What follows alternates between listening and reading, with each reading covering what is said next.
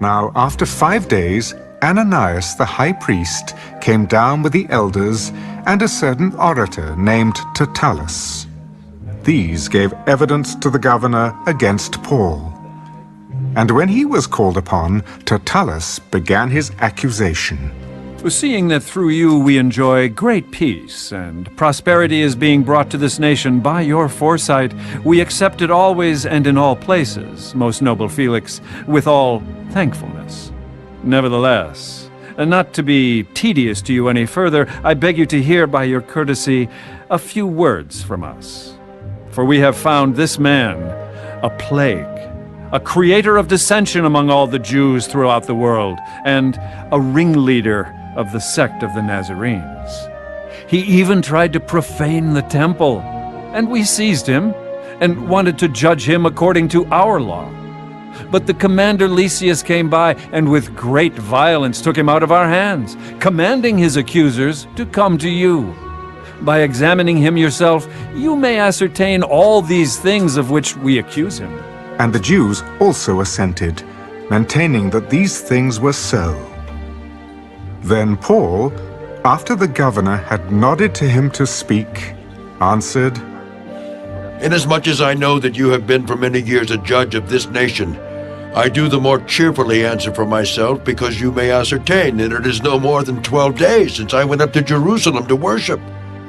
And they neither found me in the temple disputing with anyone nor inciting the crowd, either in the synagogues or in the city.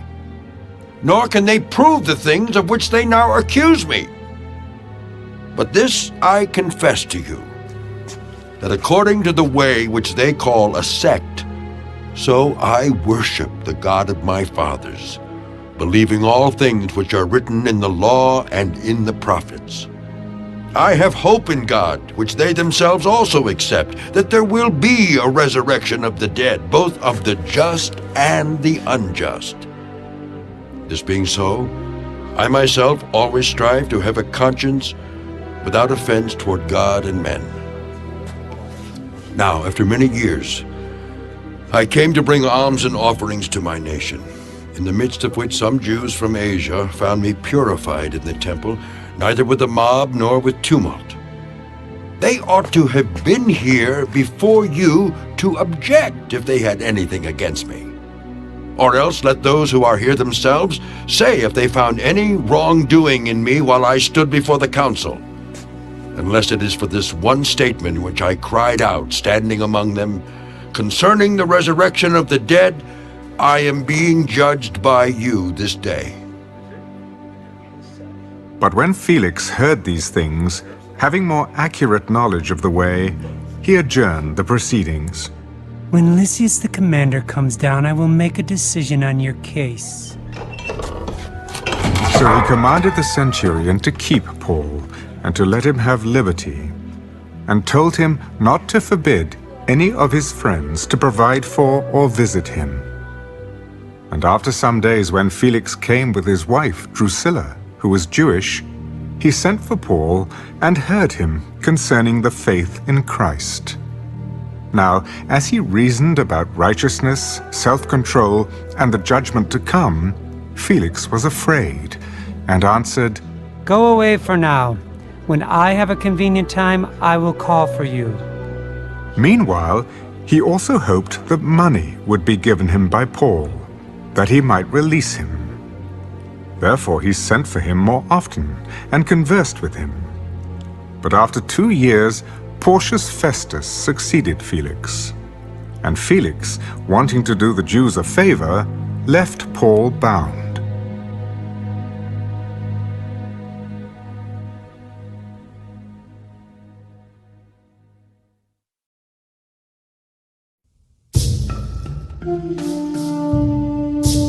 Now when Festus had come to the province, after 3 days, he went up from Caesarea to Jerusalem. Then the high priest and the chief man of the Jews informed him against Paul.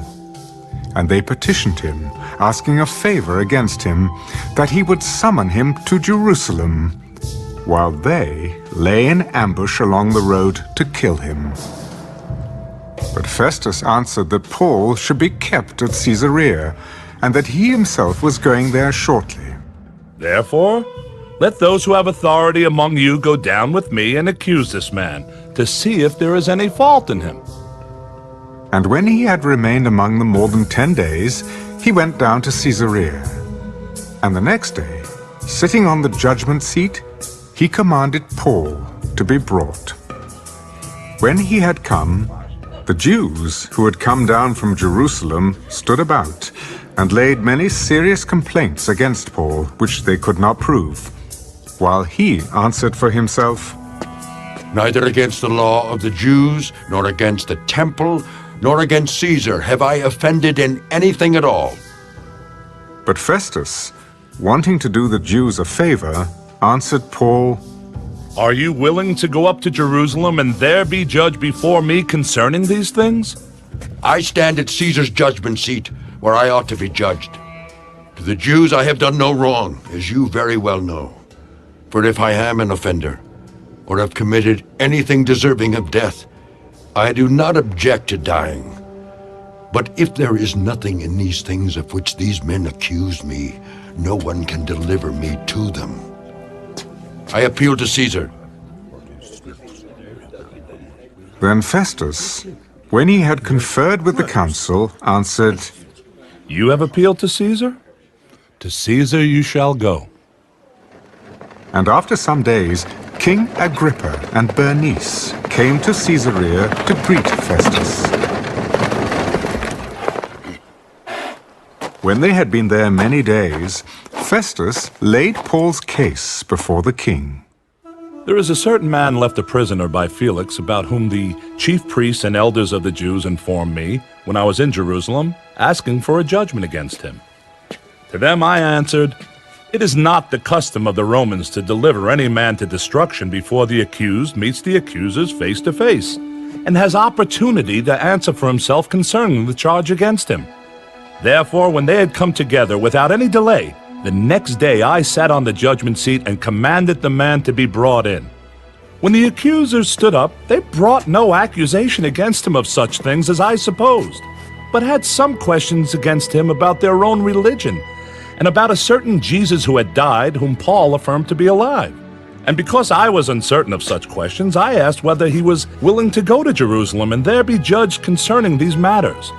But when Paul appealed to be reserved for the decision of Augustus, I commanded him to be kept till I could send him to Caesar. I also would like to hear the man myself. Tomorrow you shall hear him.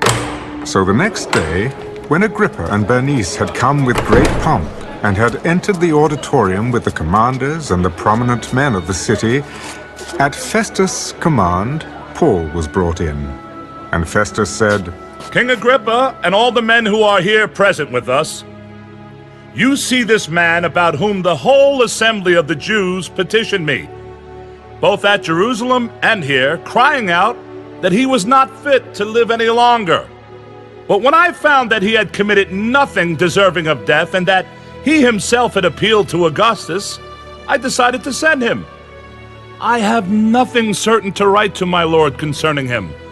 Therefore I have brought him out before you, and especially before you, King Agrippa, so that after the examination has taken place, I may have something to write. For it seems to me unreasonable to send a prisoner and not to specify the charges against him.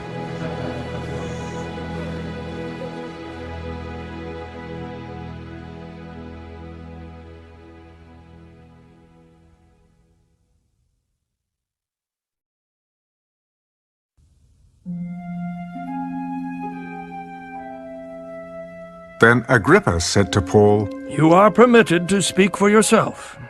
So Paul stretched out his hand and answered, I think myself happy, King Agrippa, because today I shall answer for myself before you concerning all the things of which I am accused by the Jews, especially because you are expert in all customs and questions which have to do with the Jews. Therefore I beg you to hear me patiently. My manner of life from my youth, which was spent from the beginning among my own nation at Jerusalem, all the Jews know. They knew me from the first, if they were willing to testify, that according to the strictest sect of our religion, I lived a Pharisee.